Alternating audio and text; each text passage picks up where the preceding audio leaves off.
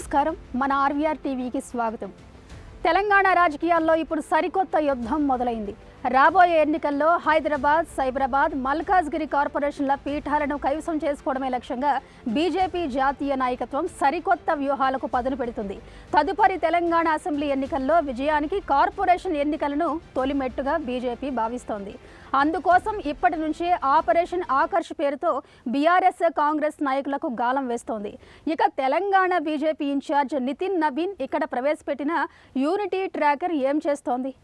అసలు తెలంగాణ పాలిటిక్స్లోకి ఇతర రాష్ట్రాల మాజీ అధ్యక్షులను, సీనియర్ మంత్రులను ఎందుకు దింపుతున్నారు?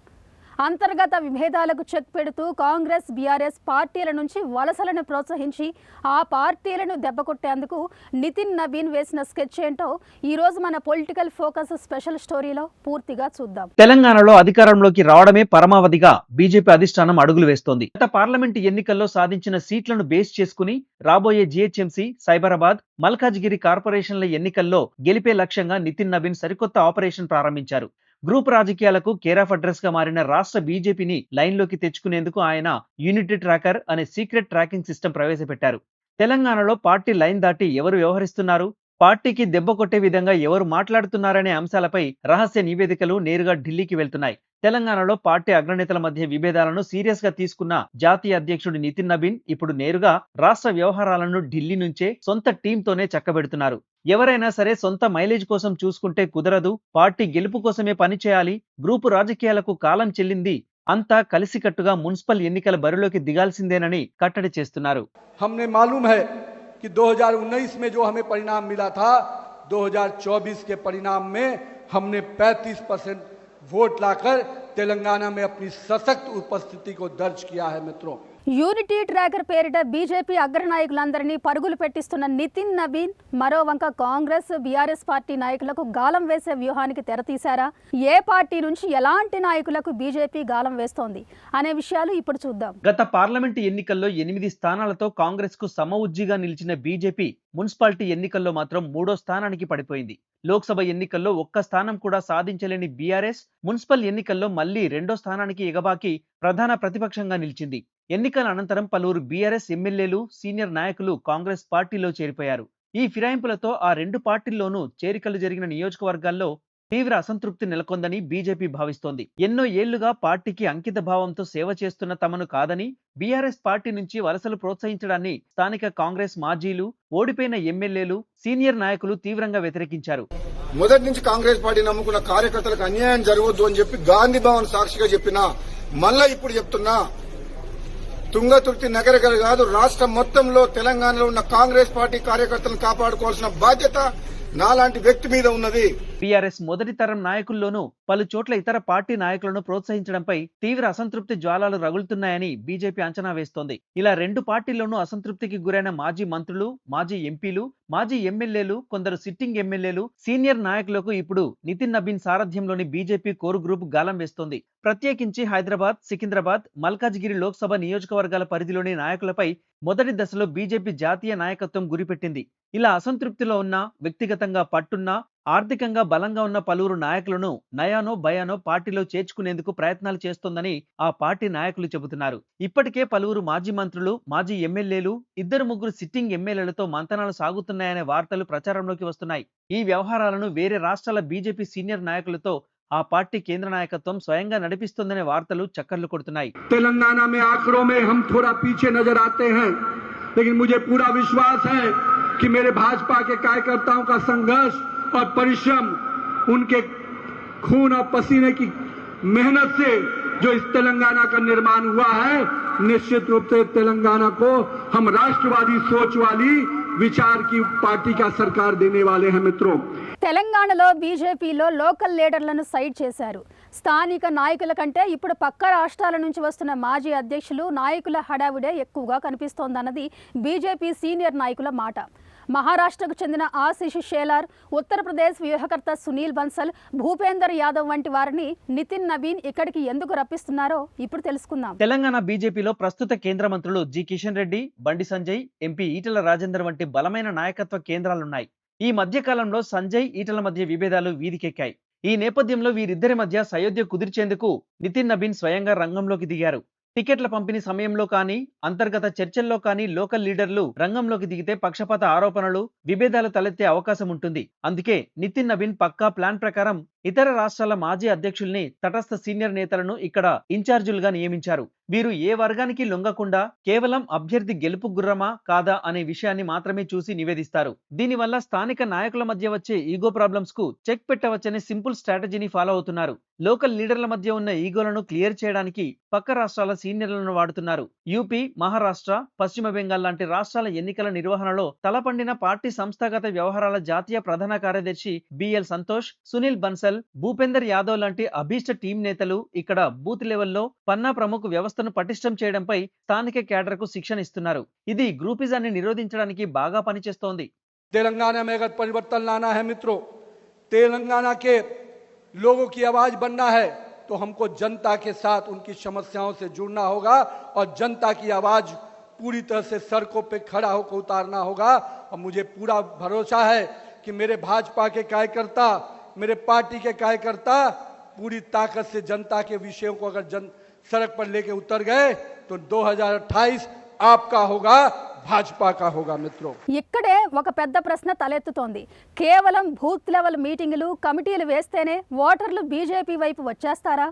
గత మున్సిపాలిటీ ఎన్నికల్లో కేవలం 15.7% ఓట్లు మాత్రమే సాధించి ఎక్కడో 3వ స్థానంలో నిలిచిన బీజేపీ కార్పొరేషన్ ఎన్నికల్లో విజయం సాధించడానికి ఓటర్లను ఎలా ఆకర్షించబోతుందో చూద్దాం. ఇటీవల జరిగిన స్థానిక సంస్థల ఎన్నికల్లో బీజేపీ కేవలం 15.7% ఓట్లతో 3వ స్థానానికి పడిపోయింది. పట్టణ ఓటర్లు లోక్సభలో బీజేపీకి ఓటేసినా స్థానిక మున్సిపల్ ఎన్నికల్లో మాత్రం కాంగ్రెస్, బీఆర్ఎస్ వైపు మొగ్గు చూపారు. ఈ గ్యాప్ ను భర్తీ చేయడానికి నితిన్ నవీన్ సరికొత్త ప్రణాళికను సిద్ధం చేశారు. కేవలం కమిటీల నియామకాలకే పరిమితం కాకుండా ఓటర్లను ఆకర్షించడానికి 3 ప్రత్యేక అస్త్రాలను వాడుతున్నారు. అందులో మొదటిది కాంగ్రెస్ ప్రభుత్వం తీసుకురాబోతున్న క్యూర్ యాక్ట్ కింద పెంచాలని ప్రతిపాదించిన ప్రాపర్టీ ట్యాక్స్లపై మిడిల్ క్లాస్ ఓటర్లలో అవగాహన పెంచడం ప్రధానమైంది. రెండోది కేంద్ర పథకాల లబ్ధిదారుల్ని నేరుగా కలవడం. మూడోది ఆపరేషన్ ఆకర్ష్ ద్వారా క్షేత్రస్థాయి బలాన్ని పెంచడం.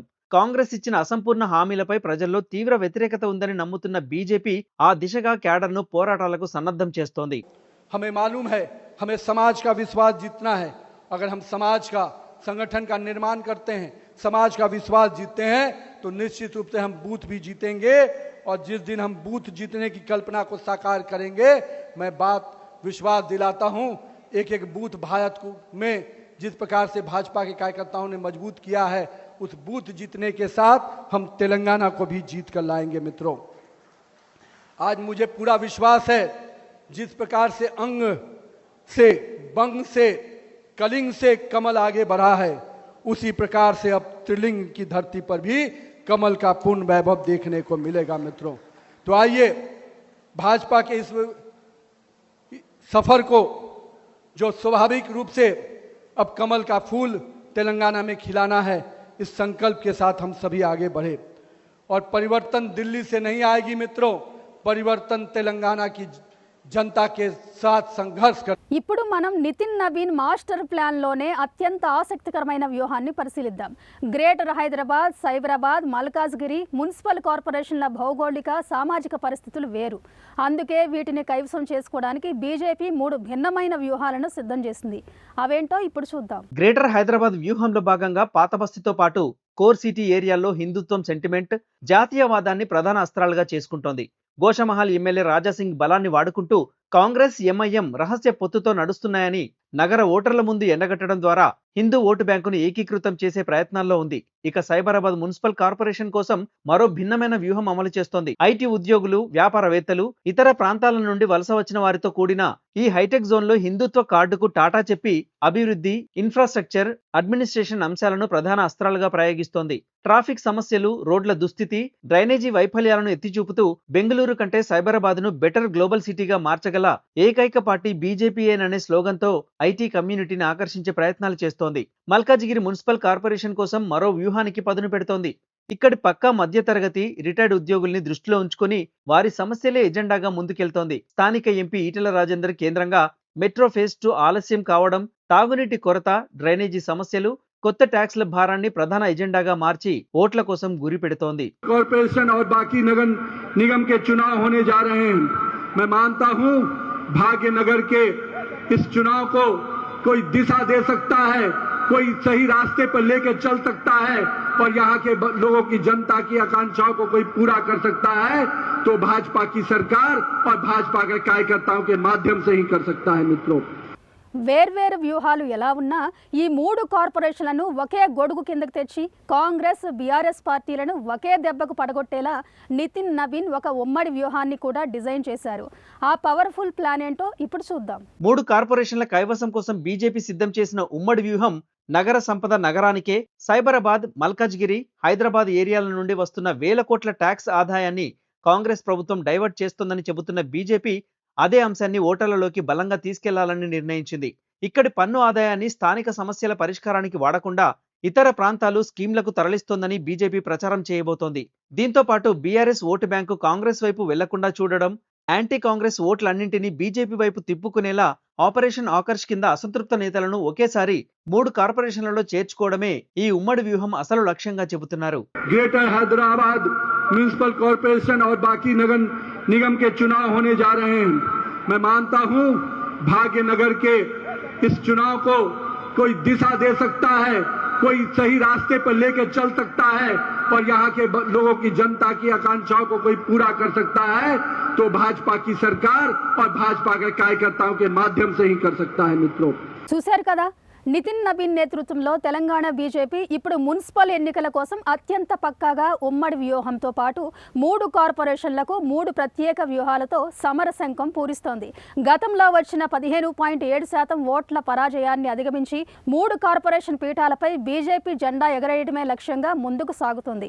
नरेंद्र मोदी जी और केंद्र की सरकार पूरी तरह से तेलंगाना की जनता के साथ खड़ी है। हम इस विकास की कड़ी में और आगे लेके जाएंगे और जनता को विश्वास दिलाना चाहते हैं आपके माध्यम से कि तेलंगाना के लोगों ने जिस प्रकार से भाजपा को प्यार दिया है, स्नेह दिया है, भाजपा उसका खरीदार है।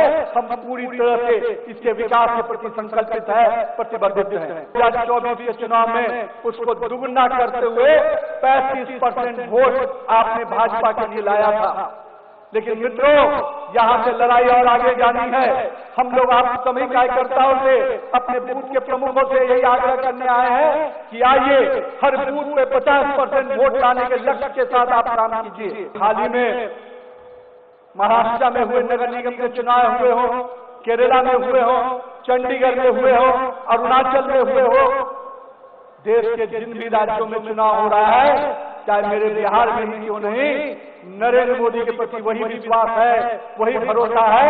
और यही कारण है कि मैं आज तेलंगाना के कार्यकर्ताओं से आह्वान करने आया हूं कि आइए मित्रों, नरेंद्र मोदी के नेतृत्व में तेलंगाना में भी एक बड़ा विजय आपके माध्यम से हमें मिलना चाहिए।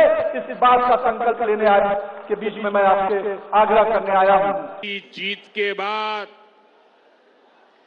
मैं तेलंगाना में के लोगों की भावनाएं भी देख रहा हूं। तेलंगाना में हर कोई एक ही बात कह रहा है, अब की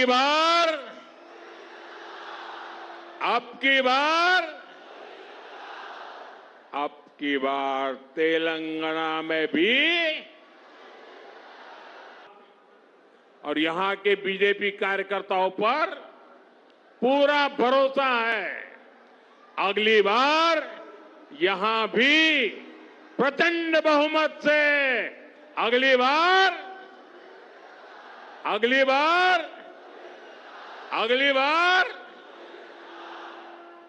तेलंगाना के लोग कांग्रेस और बीआरएस की वादा खिलाफी और इनकी परिवारवादी राजनीति से तंग आ चुके हैं।